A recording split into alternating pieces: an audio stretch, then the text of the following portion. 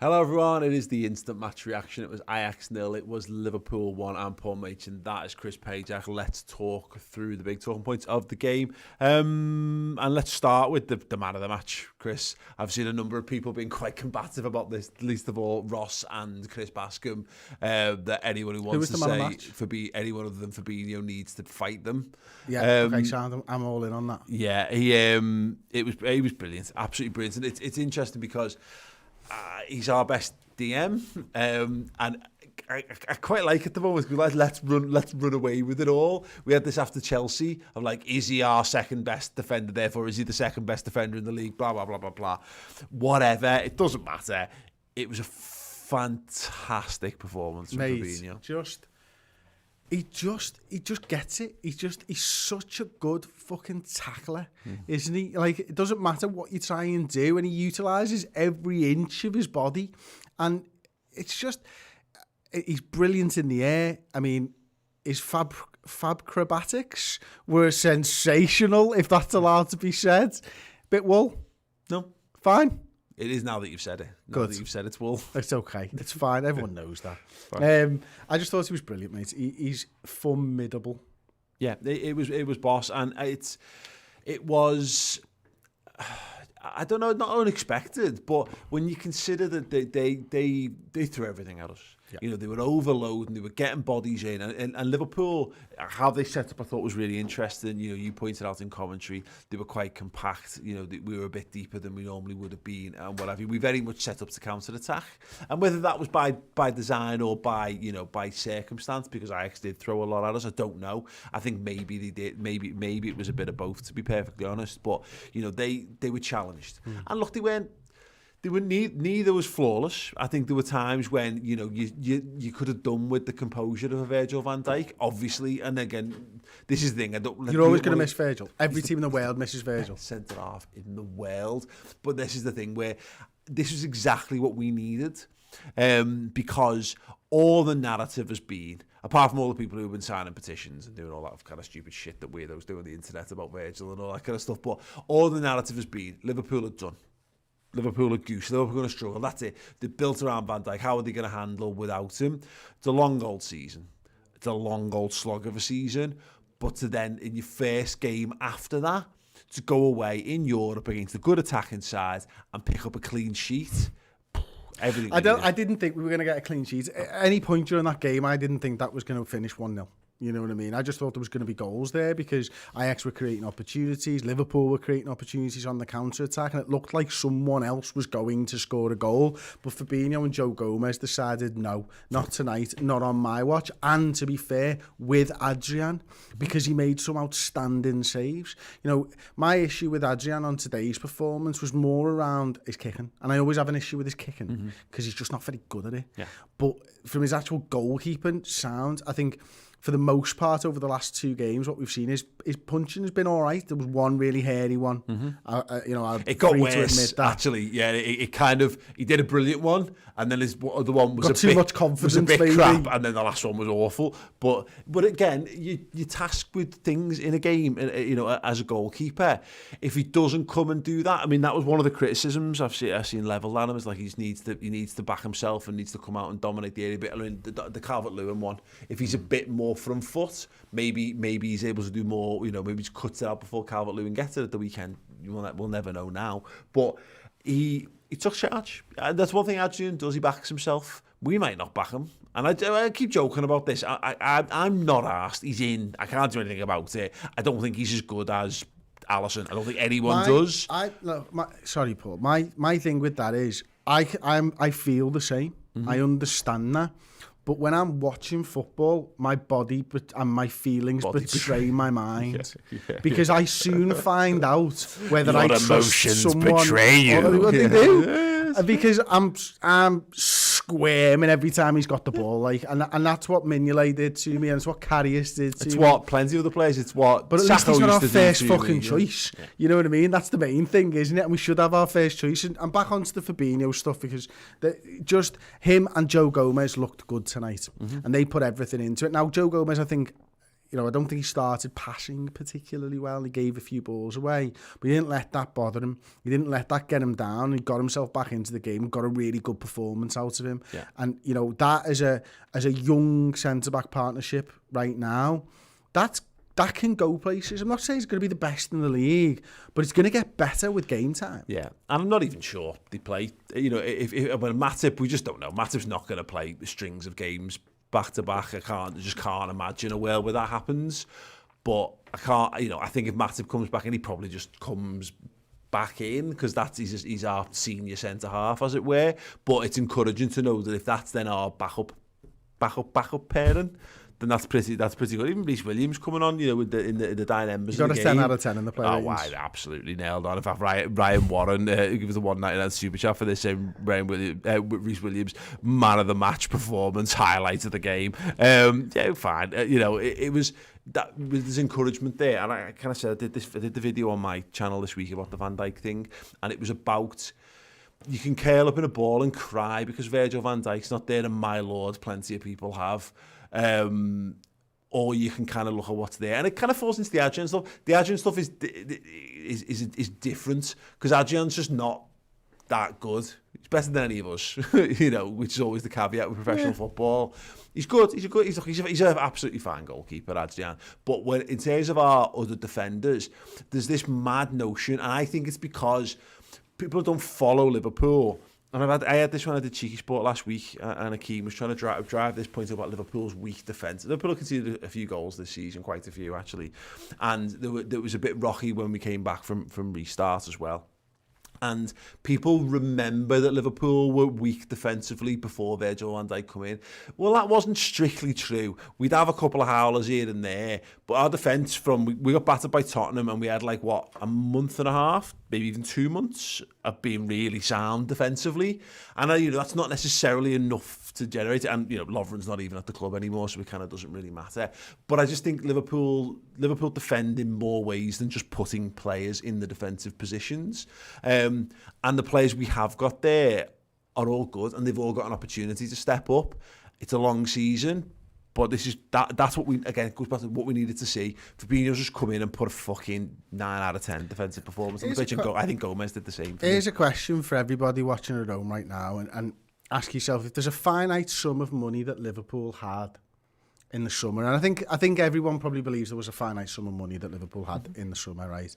And you get the opportunity to buy Thiago Alcantara or a fourth choice centre half. What do you do? Yeah, or would you not sign Jota? To sign a fourth choice centre half. We've got the professor of transfer thugonomics and fucking Mike Edwards, haven't we? Fucking knows his shit. And look, again, we said this at the time, and we knew it. The calculated risk that Liverpool took was exactly that. They felt that having Jota and having Thiago and Tsimikas and in exchange for the players that we let out the door, from everyone from Lallana, Lovren and all the other bits and pieces as well, it was that they felt that there was enough in the squad to handle it. Now, losing Virgil, who never gets injured, to a season-long injury, that's a freak. That's like getting struck by lightning. It just doesn't happen. Relying on Matip, who then subsequently plays one game and gets injured, is a bit. Yeah, that was always going to happen. The flip reverse, I suppose, of that point is you've signed Jota, you've signed Minamino, you've got Shaqiri. No one was kicking off that we didn't sign a backup for Salah, but if you lose Salah to injury, that fucks us. Yeah. You know what I mean? Like, we're in the same boat. You lose one of the players who's a mainstay, who's always in the side, who very rarely gets injured, and you're fucked. It's just the way it is. Yeah, no, because you can't do everything at all given times. And the point was that people were talking about the freshness of Liverpool and the amount of games our front three have played, and they're all in the peak of their careers, but they're all going to start to enter in the period in the coming years where there will be slightly more wear and tear on some of those lads. Maybe we're seeing it with Firmino now. That's as reasonable an explanation as any at the moment because he's not really in form for us. But what we see, let's take it into that. Look at what we did today. We started our strongest front today. So we had a makeshift defence. We had a makeshift midfield, sort of. And then we put the strongest front today out. And then on 60 minutes, we changed. the entire front three and brought on 3 other really good footballers.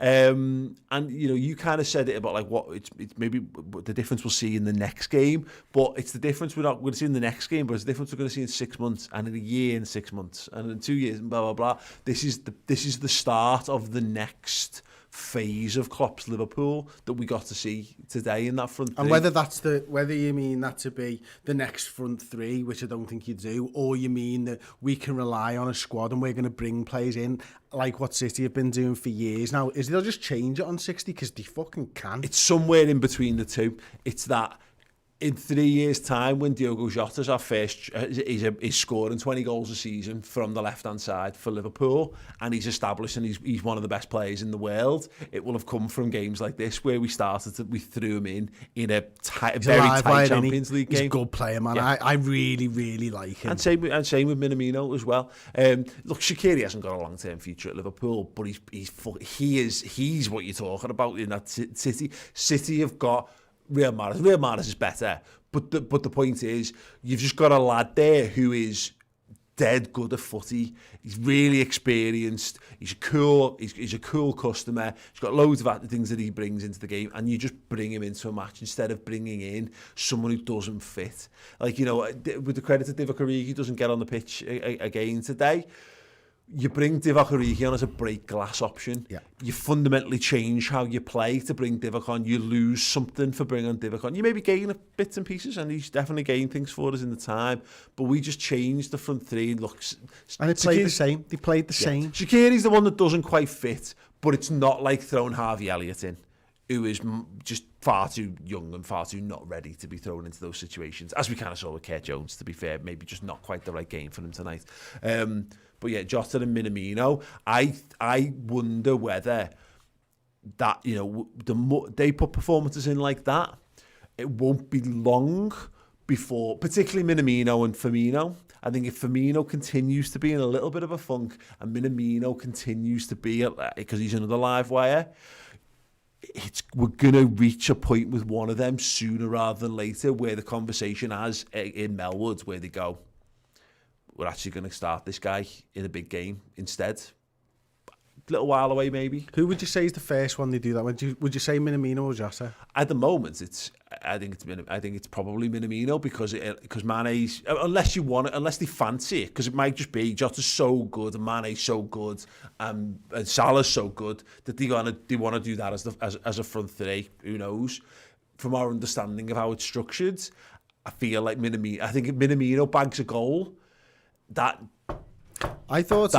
on the door is just going to get louder and louder. I thought what he did better than Bobby Firmino tonight in only 30 minutes was he found the space better. Mm-hmm. He was dropping a little bit deeper. He just got himself a little bit more involved than Bobby in his 60 minutes, and he seemed to link up really well with Jota on that left-hand side. He likes to shoot as well. Yes, he does. He has that one shot, doesn't he, where I think he was trying to sort of bend it originally to the right, but the defender got it perfect, and he had to just cut it back inside, and the keeper saves it. But yeah, I like Minamino. I like Jota a lot, mate, and that left-hand side with Robertson down there, with Jota down there, looked really, really good. That run and that pass for Gini Wijnaldum by Diogo Jota was fucking world class.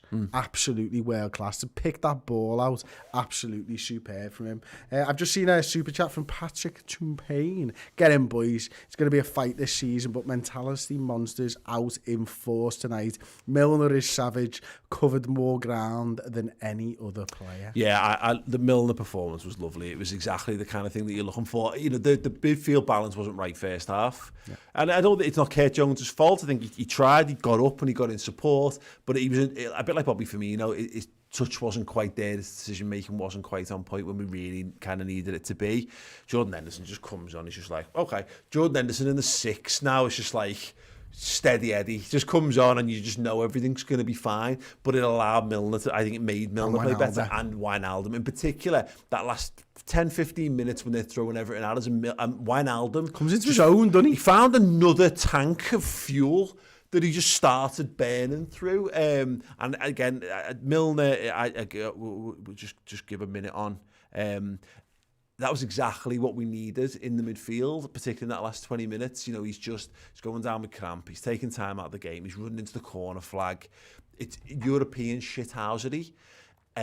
He's not ashamed to do that because he knows that it's part of being a winner. Well, he knows what it takes to get to and win the Champions League, and that's all part and parcel of European football, isn't it? And it wasn't just James Milner, as you pointed out. It was Jordan Henderson pointing to the corner flag. It was Jota going down there. That game management in that last 10 minutes from Liverpool was brilliant. And look, we won a European Cup on game management in that final, you know, against Tottenham Hotspur. We just fucking game managed the shit out of them and didn't give them an opportunity. And Ajax would have been hoping for more opportunities in that last 10 minutes, and they weren't able to get them because of our shithousery tonight. Yeah, we managed it really well, all told. Again, the game was a bit frantic. It wasn't in Liverpool's control in the first half.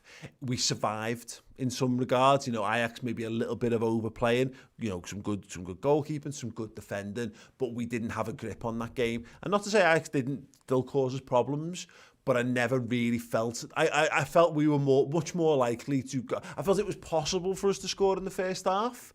I felt they were more likely. The second half, I felt it was a bit of the flip reverse. And when you end up in a situation where they're throwing their two target men on and completely changing how they play, you know what you're in for there. You're in for the basics of defending. And yes, Joe Gomez isn't the tallest, and yes, Fabinho's not a centre-half, but that's the basics of footy by that point. They're working it, they're putting deep crosses in, and if you can't deal with that, then you've got a major issue. And look, bringing Reece Williams on, we mentioned it before. Masterstroke. the It was the Matip sub on it. You know, we've done that time and time again. If that's what you want to do, we'll put a third centre half on and just head them away and deal with it. And it was a little bit hairy, you know. Adrian has that little moment late on, and they put the ball over the top. That could have been, you know, we've ridden our luck there, certainly. Mm-hmm. It's a 1-0 win. When you win 1-0 against any good side, there's a good chance that your goalkeeper pulled you out somewhere, or they've missed a decent chance because they're a good team. And, you know, it wasn't a masterful Liverpool performance. The fact that we're talking about the centre halves as the stars of the game, I think, tells everyone what you need to know. That's what we wanted, really, going into tonight. Absolutely. Because as well, now when we talk about that, the blood in the water, that kind of situation where other teams are looking at it, they might not be thinking it's quite so much of a weakness all of a sudden, and maybe they do adjust the game plans. But if people want to keep throwing stuff at Liverpool, it's going to do what happened to Ajax. It's going to leave situations open for us at the back. And if teams want to come on to us, all the best. Yeah. Because Mane, Salah, who've now got another 30 minutes rest in the legs, Jota and Minamino have now got another 30 minutes of experience in theirs. Yeah, I think we'll probably be okay. But I think what we do know is this is going to be a fucking mental season. Yeah, man. No signs of it slowing down, is there? It's just crazy. It's just absolutely insane. I was saying to you the other day, I'm in like a 20-30 person last man standing league, and we went out. I think someone won it, or we all went out after 3 weeks, and then we're all out again after 2. Mm-hmm. All you've got to do is pick one winner of one game, and like 30 lads who love footy have all got it wrong. Yeah. Because I thought I was going to go through this weekend because I picked Spurs. I watched the first half, and they were 3-0 up. Yeah. They're mad. That's footy this season, mate. That's footy in 2020. It's fucking mad as a box of frogs. Yeah, and that's it. The trick is to make sure you're as fit as possible. You know, having quality, yes, which we've got, but making sure you've got as much legs available to you as possible, because the games are coming thick and fast. This is just chalking out forever. Apart from that international break, it's mad. It's very, very mad for a very long time. And I think Liverpool are going to lose. I think Liverpool might well lose more games, but I think everyone's kind of going to do that. It's just about, so it's like nights like tonight when we've had to manage it. We've had to manage the squad. We've had to manage the tie to get 3 points in the Champions League boxed. That's like, you don't need to win any more of your away games now. You only need to win your 3 home games, and that's it. I said that's it. Like, it's an easy thing, but that's a big step. A big step towards Champions League qualification. So very, very good indeed. Guys, thank you very much. Thank you to James Leonard, who dropped a little $2 super chat in there without a comment. You're wonderful. Thank you, James. Yes, more to come from us tomorrow. The final word show is going to be 3 or 4 of us. We're going to be deep diving into this game, 60 minutes looking at. If you want that show, perfect time to sign up to the redmentv.com. You also get the Reds News Roundup show, which was talking about all the goings on off the pitch at the moment. We did a Red boy, Men there are a lot Reacts of them. to the European Premier League stuff. We did a Red Men React show to that's on there. The Final Word show from the Ev is on there. The 3-part In Conversation with Peter Moore series rounds up on Friday with episode 3. There's a 3-part documentary series on last season. There's a 2-part documentary series on 5 years of Jurgen Klopp, and there is another amazing documentary on the horizon as well, which you'll have to find out a little bit more about.